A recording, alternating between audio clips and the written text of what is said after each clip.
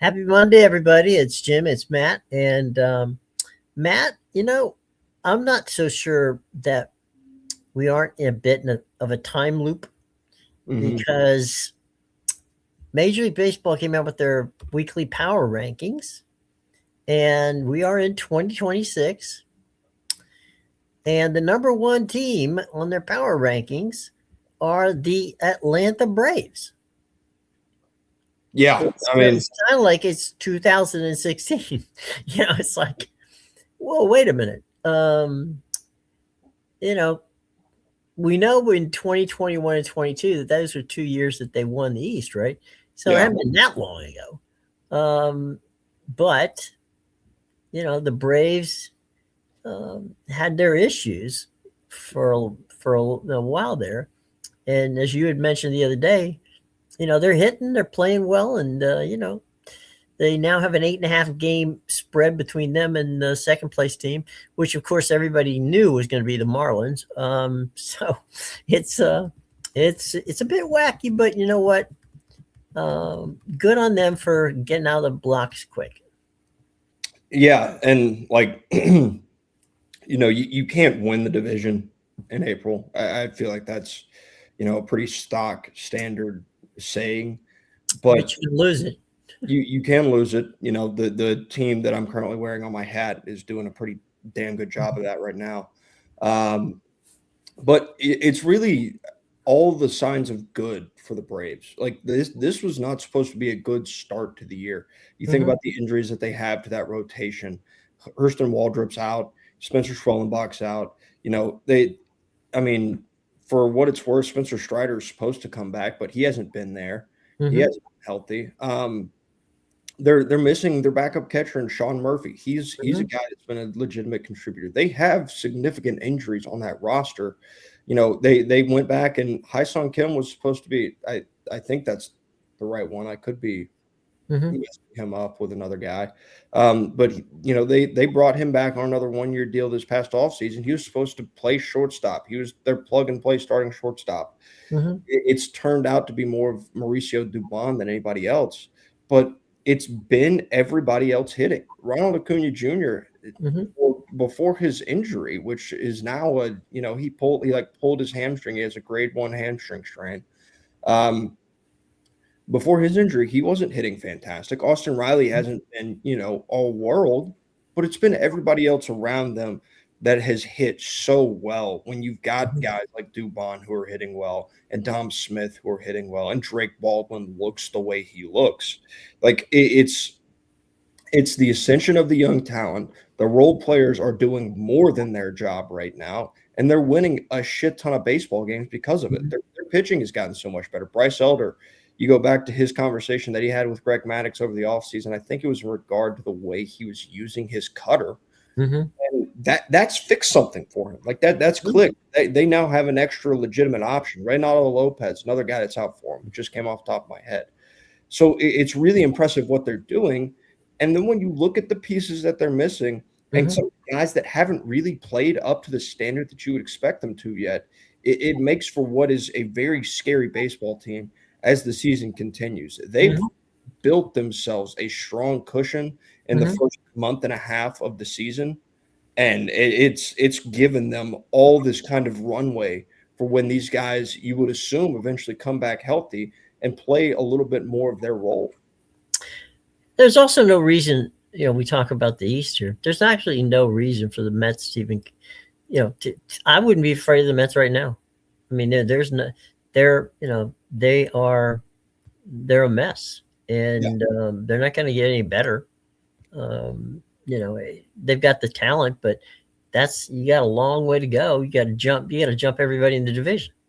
So, yeah, they do. And they've dug themselves like a serious hole. They're not a team that, I mean, 12-22 is just not for the talent roster that they have acquired and who they went out and made these moves for, and moves that I really thought were going to end up like it felt like something where New York was headed for a refresh. Right. They had went out and they had refilled the positions of need and brought in a bunch of new faces and kept the names. And they weren't all, they weren't all the stars. You had Simeon, you had Polanco at first, obviously, but then they go out and they make the trades and they're fairly, top of the line trades. Luis Robert is a guy who still was of value. Like you looked at his underlying stats with the White Sox and there was reason for hope. You got Bo Bichette from Toronto, and you expected him to come in and play a good role. Marcus Semien from the Rangers is another legitimately, solid and consistent option throughout his career playing second base. Well, he's been an all-star. Yeah, three times. So I mean, it's not like it's the all-star, but he's maintained consistency in the years that he wasn't an all-star, right? And I'm then just saying that he's that he's not chopped liver. Yeah. And then you have a rotation where you add Freddie Peralta to the top of it. You've got the young arms and Tong and McLean at the bottom half of it. And Clay Holmes comes out and he's pitching fantastic this year. Like he's got like a sub-3 ERA so far. And so you look at all that stuff and you rework the bullpen and it just doesn't work. And there's no like real rhyme or it's so puzzling that you're sitting here. They're going into a series in Colorado, and of the Mets and the Rockies are the team with the better record. It's crazy. So, number 2 on our list, the New York Yankees. Now, here's an interesting thing. Ben Rice is somebody who they drafted back in 2021. And every season, since they drafted him, obviously not in 2022, but from 2022 on, every spring training, everybody's talking about Ben Rice, Ben Rice, Ben Rice, Ben Rice. Well, Ben Rice isn't here now, and he's outslugging every other player in baseball, including Aaron Judge. He's got a 1.214, OPS, which leads all of Major League Baseball. And, this team with when Garrett Cole and Carlos Rondon comes back might be the best Yankees team we've seen in a while. It's possible. Garrett Cole, I will say during his rehab assignment, it looks like he's been tossing back a couple cold ones. He's put on a bit of a belly for himself. But, doesn't matter if you get outs. And I do think there's some credit due to, I don't know if it's due to Aaron Boone. I don't know if it's due to Brian Cashman. I don't know who ultimately made the call, but they have had an issue the past couple of years that they have just not been willing to move off of. And that has been Anthony Volpe at shortstop. Like he didn't hit well last year. He didn't defend well last year. And they were bullheaded and continued to play him at shortstop even after they made the trade for Jose Caballero. In fact, I got a text yesterday from one of my buddies who's a Yankee fan. He goes, Boone just said something to the effect of, we'll see when it comes to the shortstop. He said he better not play Volpe over Caballero. And then later in the day, it comes through Anthony Volpe, designated for assignment, sent back down to AAA, marking the decision to stay with Caballero. And that is just the correct move. It takes strikeout out of your lineup. It still maintains the speed, and you get just a more consistent presence at the shortstop position than really what Anthony Volpe has been over the last 2 years. He just hasn't been good. He hasn't been consistent. And so that has really now, when you look at the lineup, and you've got Cody Bellinger in there, who, he's a lefty, but his lefty splits are some of the best in the big leagues. You have Ben Rice that hits as well as he does. Oh, yeah, by the way, Aaron Judge is still, Aaron Judge. Like he's tearing the cover off the baseball. And if it weren't for Munetaka Murakami, he would probably easily be your home run leader in the major leagues right now. But It's just a much more complete lineup, and it's a much more complete lineup now because you took out some of the swing and the miss that came with Anthony Volpe. You added Jose Caballero and still maintain the aspects that Volpe did bring value in. You Mhm. have Trent Grisham, who right now isn't hitting the ball very well, but then you Right. look under the hood at the underlying metrics, and you're like, well, this just feels like an unlucky baseball player as opposed to a bad baseball player. Mhm. The lineup is better, but this is their window. Like the way the rotation's pitching, you're going to marry perfectly the prime of the prime of Max Fried with the oncoming of Cam Schlittler. You still have that pitching depth that they need, and you have it in the injuries that are coming back as Mhm. well. It's almost a case like in Atlanta, except it's more concentrated to just the pitching in terms of where they're going to get better. Mhm. But a strong start to the season and what has been a really bad American League so far this year Yeah. is really good for the New York Yankees. I would be remiss if I did not mention the passing today of John Sterling. Mm-hmm. John, obviously the longtime voice of the New York Yankees on the radio, was Susan Waldman, 87 years old. He retired last year. Um, a buddy of mine, Dave Sims, is now the voice of the Yankees after serving 18 years with the Mariners. He's a New Yorker guy. Sterling is from New York, okay, New York, New Jersey, and John, for John, it was like Broadway, right? He treated each and every game with that kind of, it was a performance for John. Um, the irony and the kind of funny thing here is that he was hired by he many Braves and fans will remember that John actually started as the Braves announcer Mm-hmm. and has had a number of good years there, but he was always a Yankee fan. Okay, and he and Susan Waldman, who was a writer who covered the Yankees, were sitting together in spring training one day when George Steinbrenner was, right there, and he just heard them talking together as they watched the game, and he approached Sterling and said, "Are you, you know, how much more do you have in your contract?" Sterling said he signed 1 year contracts, and so he invited him to become the voice of the New York Yankees, and he wanted Waldman to be, the color analyst, for lack of a better way of putting it. Um, and so John and Susan stayed together there for many years, and John did the play-by-play, and Susan basically chimed in with stats and other things, and it was kind of like listening to two friends talking about baseball.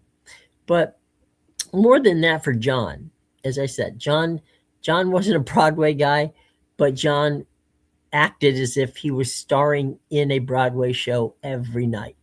He Mm-hmm. he had the little gimmick, things that he would say for home run calls. Burn, baby, burn, when Bernie Williams would hit a home run, and of course the stock ending when the team won, the Yankees win, and the Yankees win. Mm-hmm. Um, John, I can't say that I knew him well. I did know him. Did a couple of basketball games with him when he was with the Atlanta Hawks, and John, John was. Uh, if you are not from New York or not a Yankees fan, there are a lot of people who didn't like the way John did games. With that kind of, over the top, coming up with nicknames for the players and all that. But the players loved it, and the players wanted to know. There would be a guy hit a home run, and they'd want to run, and see what how John called it. Mm-hmm. What nickname did he give me for hitting the home run?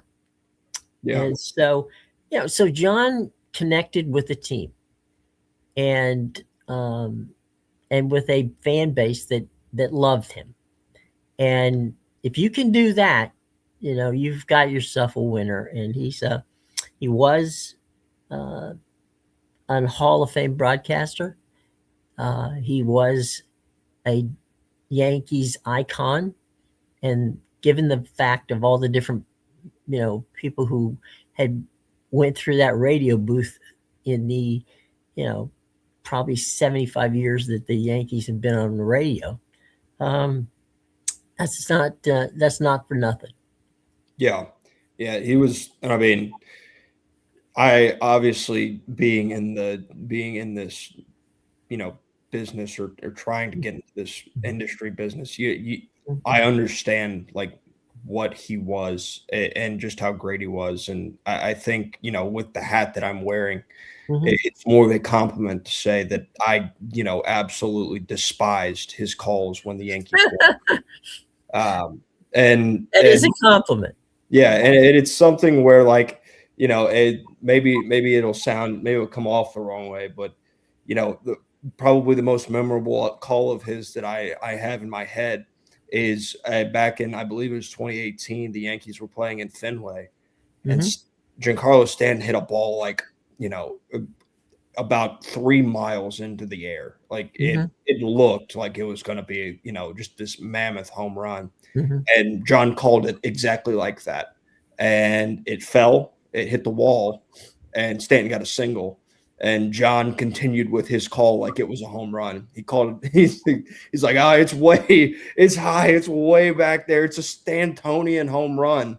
And as he says, Stantonian home run, it falls to the track. And it's like, it was something that I enjoyed, because having to hear him say, make those final calls, those winning calls, it's like finally you get one on the other side.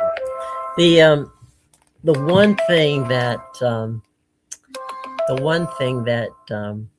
I've got to say about John, and I can, this is something that a lot of people, maybe I shouldn't say a lot of people, but I'll say a few people anyway, knew in the broadcasting world. John had macular degeneration in his eyes.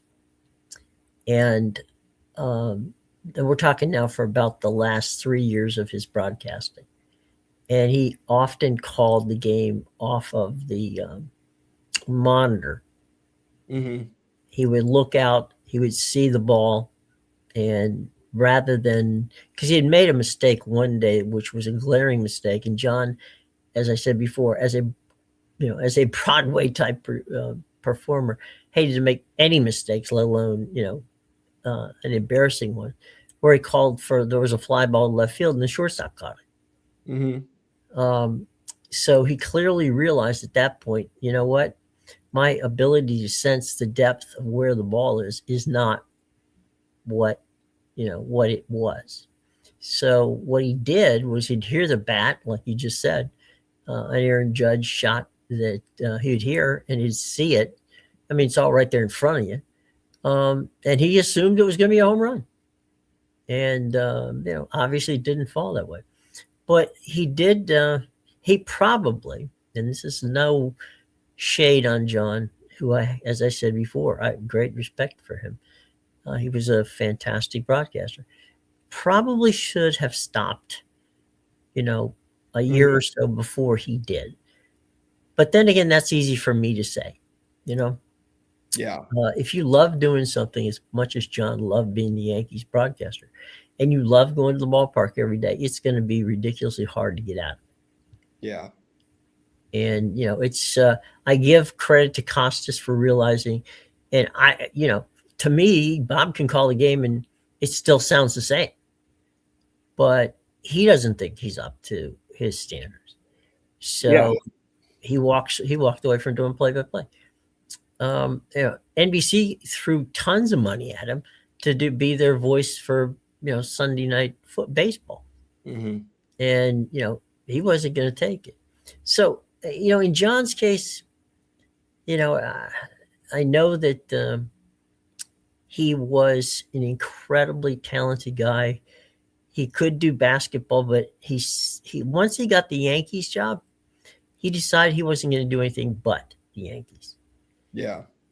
He didn't have any, and this is another thing that Sterling had that that was interesting to me. He never wanted to go. I mean, he'd been offered a number of network jobs, and he didn't take any of them. He basically said, "Look, I'm the voice of the Yankees. That's all I want to do." Mm-hmm. And so, for many years, he sat in that radio booth at in Yankee Stadium and was the soundtrack to a lot of summers for Yankee fans. So, yeah, rest in peace. May your memory be for a blessing, Mr. Sterling. So, John Sterling dies at 87, and I'm sure that there's going to be a number of tributes to him over the next week or so to in the Bronx as the Yankees celebrate his life. And I know that Dave Sims, who is a class act, commented on his passing today, and it's going to be a tough next couple of days in that radio booth for Susan and for Dave. So passing on. All right, let's move to number 3. Nobody should be surprised on this one. It's the Dodgers. Now, this is the first time this season in the MLB rankings that the Dodgers haven't been number 1 or number 2. Yeah, which I think is understandable. I think it's also something where it's the Dodgers, and I'm just not gonna sure put them where you want to at the start of May. Right? Does it matter? Like, there's now their pitching is getting better, which is weird to say. They've got some young arms. Emmett Sheehan has not pitched as well as he has really going back to last year so far this season. His fastball hasn't played that well, but I wouldn't be surprised if it was something that was turning around. And then I'm also going to go in. There's a guy I went to high school with. His name's Justin Robleski, and he's been pitching lights out for the Dodgers. He's been fantastic. He was an absolute psycho in high school, and in the best way possible. And it's carried over to the major leagues. I mean, he's finally gotten it going. He was used in long relief kind of as an opener last year. Now he's given him length. Now he's getting 6, 7, 8 innings, out of his starts, and he's not giving up many runs when he's doing it. It's been really impressive to see, and it's added to that depth that they already have. Like, Yamamoto's there. Snell is there. Like, Shohei is there. Those guys are going to pitch, and they're going to be your top of the rotation. But when you're getting the supplemental help that they're getting right now from their young arms, that makes them so much better of a team, because they've got all of the position players. They are going to score runs, and their pitching is there with it right now. Let me give you a quick line on what you just said about your homie there from high school. He's allowed 2 runs in 32 innings in his last 5 starts. So factor that one in, boys and girls. That's a lot of good pitching to allow just 2 runs in 32 innings. Oh yeah. In 5 times that they gave you the ball and said, "Okay, you're starting." And that's where, like, you're coming off a season where I don't know the mental aspect, like what it's like when your pitching role is getting moved around. I assume that it can't be easy. If you're short relief, long relief, opener, maybe you're actually, like, we've actually designated you to start. You're not just an opener. Like, that's a different assignment than being an opener as well. And it's something that was, tossed at him last year, and varying effectiveness, but he's started this year, I think you said 5 times, and he's been really good all 5 times. Knowing what you're getting and what your assignment is can do a lot for kind of settling you in. And it's also clear that he's learned how to work through a lineup multiple times. The other thing too that's important to note about these openers, long relievers, that sort of thing. If you're a starting pitcher, which he was, that's how he came up. He didn't come up as an opener. He came up as a starting pitcher. You have a routine. Okay, I'm going to pitch every 5 days. So that means when I'll take 3 days off, just kind of soft toss. And then, I'll do my serious getting into start mode, 48 hours before before the game goes, and you're going to get the ball. Okay. If you're a long reliever, you don't know how to prepare.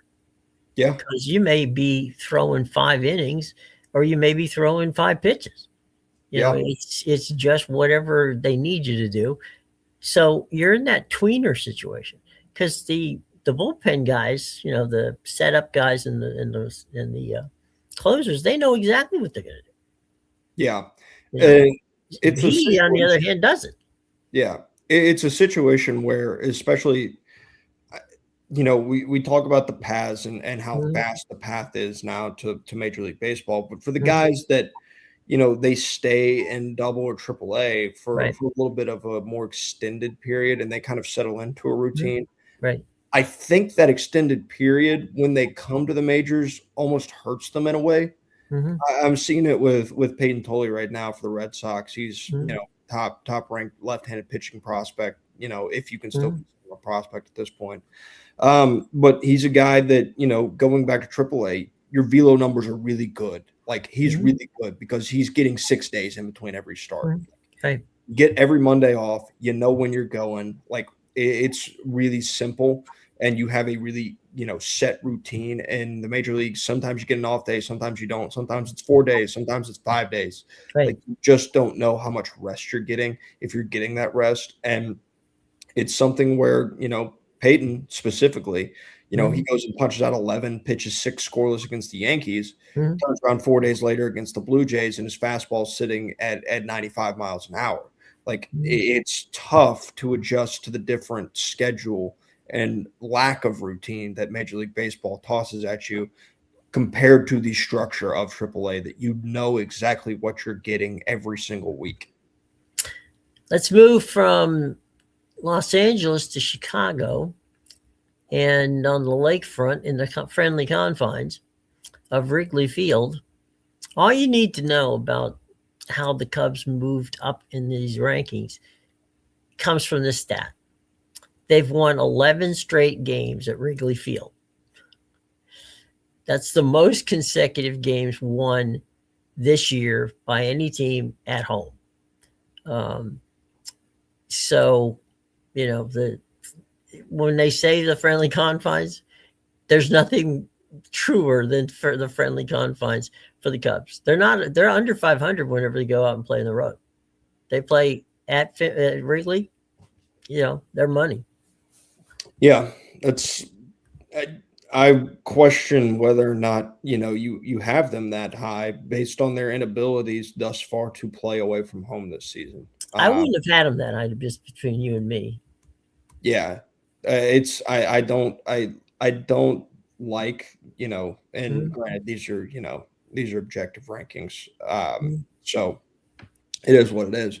But when you are a baseball team that has not played well away from the road, it does not bring you now have if this were a trend that were to continue throughout the rest of the season, this is now a situation where you have to find a way to win so many games at home that you find yourself in a home field advantage going into the playoffs, because you need that home field advantage because of how you play when you don't play at home. Let's go to number 5. This is the next 2 teams I would have had ahead of the Cubs. This is the San Diego Padres.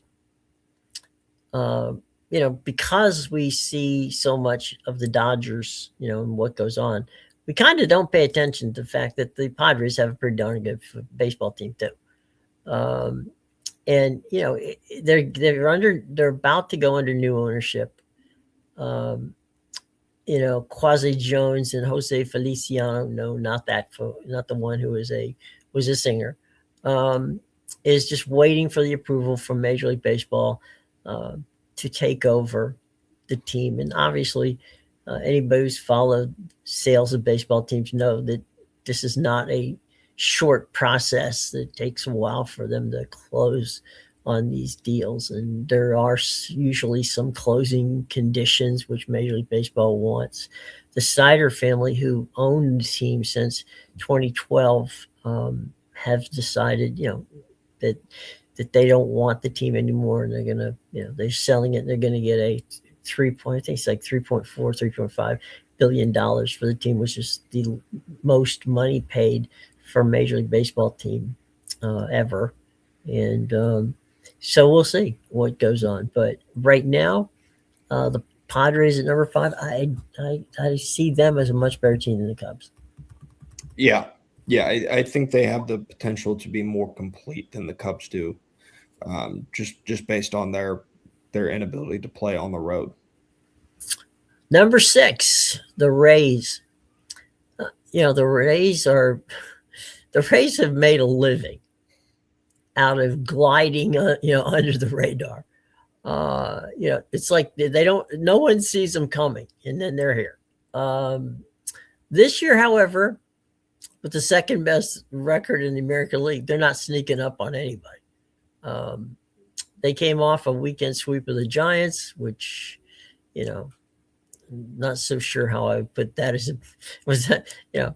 was a plus or not, but that's the third straight series they won. This one, they swept the Giants. So, as we talked the other day, they're playing their way. They're playing small ball. They're playing good defense, and the occasional, ball that leaves the park. But for most of what it is, this is your typical Xerox Rays team, which is small ball, solid defense, not beating yourself, and just grinding. And that's more than anything. We talked about the bunting that they had. It's basically just pushing the buttons you need to push to get the things done when you need to do it. And they're getting good pitching. And as long as they stay healthy, there's no reason not to believe they're going to hang in there. And certainly, will they catch the Yankees? Who knows? But will they be a constant pain in the neck to the Yankees? Absolutely. But this was not supposed to be a team that was, was a contender. And it's only a month, month and a half in the season. But this is the kind of team that will steal runs, and you'll be sitting there going, how did they get that run?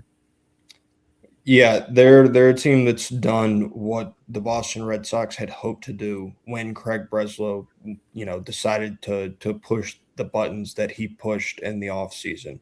They are showing you how you do it, like how you actually do it, not whatever the hell they thought was going to happen in Boston that isn't. They do it right. Like their front office does it correctly. They have continuity in their locker room. Everybody in that clubhouse understands the way that they're going to play baseball and that they're going to win baseball games, and they do it together as one. And that's something that has been a formula that's worked for them in the past, and it's working again. And it's something that they tried to replicate in Boston, and by God, has it been just absolute nails on a chalkboard to watch. The funny thing, Willy Adames and Caminero and those guys, when they were in spring training, a lot was made by them of when they got into batting cage, right? The things that the things that the coaches were talking to them about was getting them to bunt. And everybody on the team went through in spring training significant instruction on how to do something which sounds a lot, pretty simple, but for reasons that I have no idea, it was a lost art.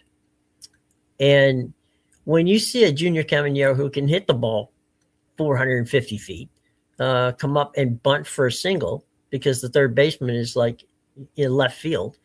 You just kind of look at it and go, I get it. I mean, these guys are more than anything. This is a point that I think it's John Smoltz brought it up.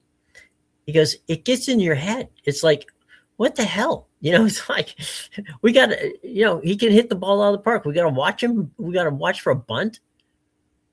And all he said, and I think this was probably the funniest bit that he said, was that, God forbid you come up to play the bunt and he hits 104-mile-an-hour fast, ball at you, and you got to react pretty darn quick. So, it's the small ball has and by the way, they also have speed on the team, so they do steal bases. So they just, I think it's the constant pestering of you going, no, that should not work. Yeah. And oh, by the way, it just did. Yeah. They had a situation where I think it was, is it Simpson's the kid name? Is plays center field? Yeah. Simpson's on second. He decides to steal third. He steals third. The throw to third base. By the way, he walked. He stole second. He stole third. They throw the ball. Matt Chapman. They throw it past Matt Chapman, and he scores. Yeah. Literally, he didn't hit the ball. Yeah. There's a lot of pressure that can be applied by a good base running team. It's something that works. Like it proves out. You make them execute. It puts pressure on your pitcher because now you have that threat. You have that looming. And it's something that whether or not it's really easy to stand there and be like, well, you've got 2 outs. There's a runner on second. Just go get the guy at the plate. That doesn't stop you from thinking, and that guy's, maybe he's back there just bouncing around. Like he can live in your peripheral vision as well. And so it adds a lot of pressure to the operation of everything. Like now you get to think about it now is you have that kind of speed standing on second. If you get a slow chopper to third, there's an added pressure now because of the speed of the guy that is going to be coming from second. And he has the ability, if you don't execute that throw, he might score. Like that's something that's in the back of your mind and something that you think of. So it adds pressure to your pitchers.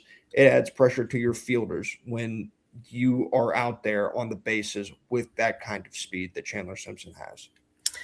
It's funny because, and this is not just about Tampa Bay. This is about teams that can run. I can't even remember the catcher I was talking to. And it doesn't matter. I asked him about what happens when you see somebody at second base. I mean, he's looking out at the pitcher, right? Mm-hmm.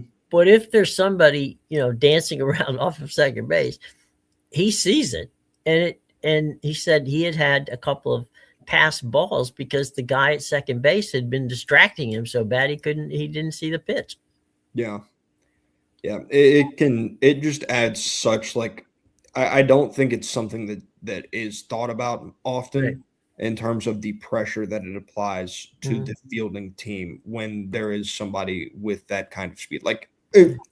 And with all due respect, you stick somebody like, Daniel Vogelbach out there at second, and it's just not going to matter because that there's nothing. He's not going to steal. He might not even score on a single. Yeah, you might have to triple to drive him in. Right. And so that doesn't add the pressure, but those speedy guys that can steal bags, and specifically if they're fast enough that they can steal third, that's really where you're able to ramp the pressure up. Yep. And for whatever reason, it is, for right now anyway, it's working for them. Tell you what, since we've got to get out of here soon, I'm going to fly through the rest of the top 10. The Reds are in 7. They haven't been playing as consistent as they were. The Brewers are in 8. The Cardinals are in 9.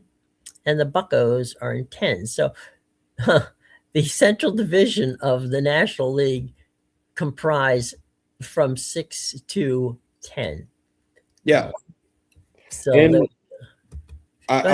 I was just going to throw it out there. You come into the year and you go, maybe it's the AL East, maybe it's the NL East. These two are going to be battling for the best division in baseball. It's not. It's the NL Central right now. And I don't think it's particularly close. The Cardinals are playing well. The Reds, the Pirates, the Cubs, all of them, Brewers as well. Like the Cardinals are the only team that's not on that list outside of the top 10, and they're still playing fantastic. No, the Cardinals are on that list. Oh, they are? I just blanked. Okay, cool. Well, I blew through it. In fairness, I blew through it pretty quick. Yeah. But yeah, no, just from top to bottom, that division and what they're going to do throughout the regular season is probably going to be the best and most exciting division in baseball. Let me fly through our TV schedule for today. Flyers, Hurricanes, as round 2 of Lord Stanley Cup's playoffs begin. Flyers are at Carolina. That game is at 7:00, and the puck drops on ESPN. Okay. The Ducks, the Anaheim Ducks are headed to Vegas to play the Golden Knights. That's a 9:30 start, and that again is on ESPN, because what we have now at this time of the year is where are my team? Where's because they alternate. So that between ESPN and TBS and True and all the different other networks that carry them. So that's what's going on for tonight in the association. Over in that was hockey. This is the association tonight. 8:00 in NBC tonight. Sixers and Knicks, first game of their series, and we talked earlier about how much they love each other. 9:30 again on Peacock, and this was on the second game isn't on NBC, big NBC. It's on NBC Sports Network and Peacock. It's the Timberwolves and the Spurs, and that leads off your basketball for this evening. And let me see if there's anything else we need to know. I don't think so. I think we're in good shape. I think that was pretty much all we needed to get to. And we greatly appreciate you guys for hanging with us. And Matt and I will be back tomorrow, and we'll be doling out as much wisdom as we can. All right, everybody. Have a nice day, and we'll see you tomorrow.